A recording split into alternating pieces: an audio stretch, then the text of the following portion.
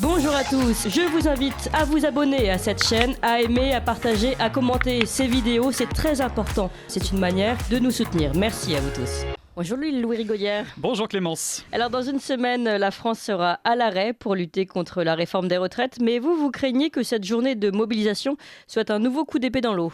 Oui, le calme avant la possible tempête du 7 mars. Il est vrai que depuis plusieurs mois, nous subissons une atmosphère parfois tendue entre la classe dirigeante et les partenaires syndicaux, rythmée par de nombreux blocages, des grèves dans les transports ou des opérations illégales visant à faire plier la Macronie sur cette réforme des retraites ô combien rejetée par le peuple français. Mais l'honnêteté m'oblige à souligner que ces manifestations, souvent impressionnantes, se passent dans le plus grand des calmes. Un calme que la quasi-totalité des médias n'ont pas manqué de féliciter, il faut bien l'avouer. Mais pour quel résultat finalement ?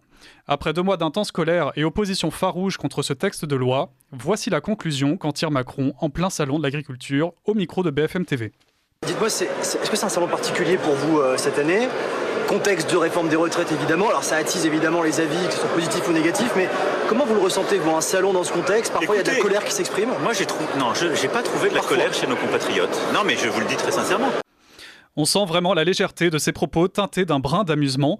En revanche, pour ce qui est de l'inquiétude, la vraie ou une quelconque angoisse, on repassera plus tard. On est loin, très loin de cette année 2018 où le président se maquillait frénétiquement ses propres mains pour masquer son stress provoqué par la violence extrême des Gilets jaunes. D'ailleurs, certains manifestants font un parallèle assez sinistre. Les Gilets jaunes, 2 fois moins nombreux, mais 10 fois plus violents, ont obtenu plus que les syndicats pacifistes depuis 20 ans. Car oui, le 28 novembre 2018, le gouvernement, notamment Édouard Philippe, était très déterminé à augmenter les prix du gasoil, malgré les 2 précédentes manifestations des Gilets jaunes. Alarme environnementale, alarme sociale, a dit hier le président de la République. Alors je vais commencer avec l'alarme environnementale. Oui. Au nom de l'alarme environnementale, augmenterez-vous, comme prévu, les taxes sur les carburants le 1er janvier ? Oui, le 1er janvier, oui. Oui, oui. 1er janvier, le président l'a dit, on a fixé un cap et on va tenir ce cap. Et puis, 3 jours plus tard, le 1er décembre, il se passe ça.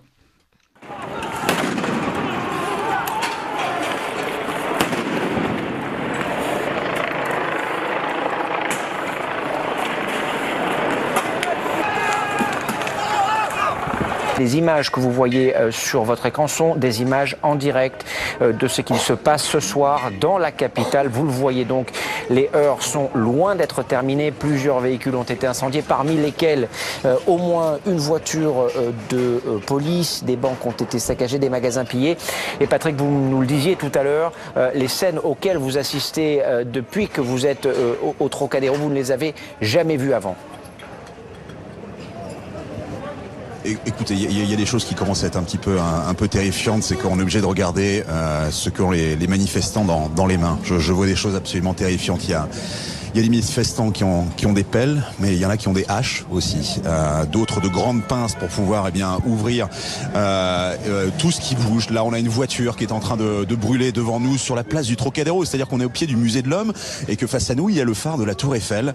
L'avenue Kléber, on ne la voit plus parce qu'elle est totalement coupée en 2 par un énorme brasier. Avenue Kléber, enfin, c'est complètement fou de voir ça. Enfin, le 3 décembre 2018, Édouard Philippe organise une conférence de presse et annonce que le prix du carburant n'augmentera finalement pas. Aucune taxe ne mérite de mettre en danger l'unité de la nation. Depuis le début du mouvement, 4 de nos compatriotes ont trouvé la mort. Plusieurs centaines de citoyens, en particulier des membres de nos forces de l'ordre, ont été blessés, parfois gravement. Des menaces et des insultes s'expriment sans retenue contre les élus de la nation, contre les Gilets jaunes eux-mêmes. Cela ne ressemble pas à ce que nous voulons être. Ces violences doivent cesser.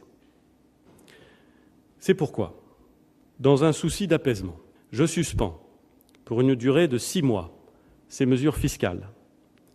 Elles ne s'appliqueront pas avant d'être débattues par toutes les parties prenantes. Alors je précise tout de même que la stratégie de l'insurrection est destructrice pour ceux qui subissent les conséquences de ces guérillas urbaines et que briser les vitrines d'un innocent ou brûler la voiture d'un travailleur au SMIC n'est en rien salutaire et ne fait honneur à personne. Mais constater qu'un gouvernement recule après une révolte et non sur une manifestation pacifique, le message envoyé est néanmoins terrible. Oui, alors Louis, si les violences ne sont pas une option et que la manifestation est inutile, y a-t-il une solution viable finalement pour faire reculer le gouvernement ? Alors oui, il y en a une qui tient en 2 mots, grève générale. Mais ne comptez pas sur les syndicats pour la mener ou même prononcer son nom. Écoutez attentivement les entretiens du secrétaire général de la CGT, Philippe Martinez, ou regardez les affiches pour les grèves du 7 mars dans les rues. Vous lirez « Généralisation des grèves »,« Grève interprofessionnelle »,« Grève partout » ou encore « On bloque tout ». Mais jamais les termes pourtant connus de tous, grève générale. Et quand des journalistes du magazine Regard ou BFM TV lui posent la question, étonnamment, il assume. Mais si la CGT appelait une grève générale, par exemple, une grève ça générale, ne marcherait pas. Pourquoi ça ne marcherait pas ? Parce qu'on peut... sur quoi ? Et oui, nous appelons à amplifier ces mouvements de grève qui existent déjà, mais nous appelons à les amplifier. Est-ce que vous appelez à une grève générale ? Je vous ai déjà répondu. Vous avez toujours du mal avec ce mot, hein ? Il faut que dans toutes les entreprises, on discute d'actions et généraliser les grèves. Quoi qu'il en soit, nous saurons prochainement si les manifestations pacifiques et les grèves sectorielles pourront avoir un effet concluant sur la volonté du gouvernement d'imposer cette réforme des retraites. Rendez-vous donc le 7 mars. Et on verra s'il y a une grève générale. Merci beaucoup Louis Rigaudière.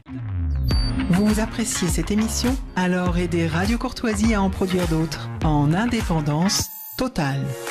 Rendez-vous sur soutenir.radiocourtoisie.fr. Merci d'avance.